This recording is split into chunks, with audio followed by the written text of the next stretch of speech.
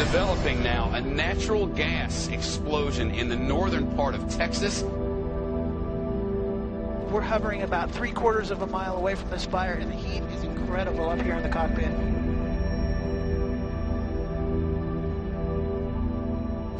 From the news station, this is a Fox 4 News Alert. Conflicting reports from the scene on the number of casualties earlier. The first explosion lasted for about 10 minutes where the house was shaking.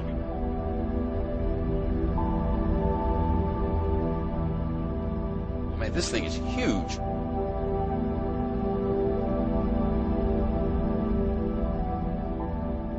So your pigs are alive right now.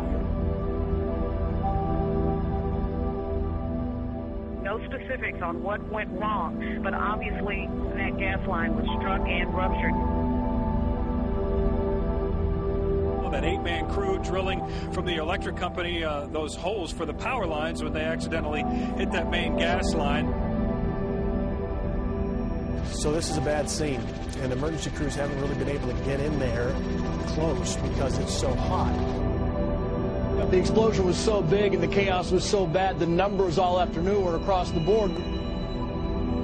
Sky 4 continues to give us a look at the smoldering aftermath.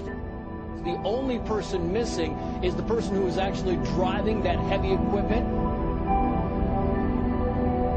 It was a 36-inch pipe with high-pressure natural gas.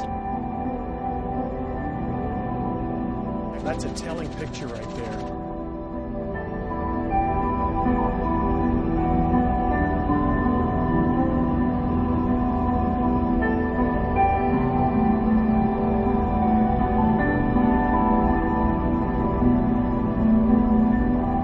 And it's pretty amazing the power, the force of that explosion.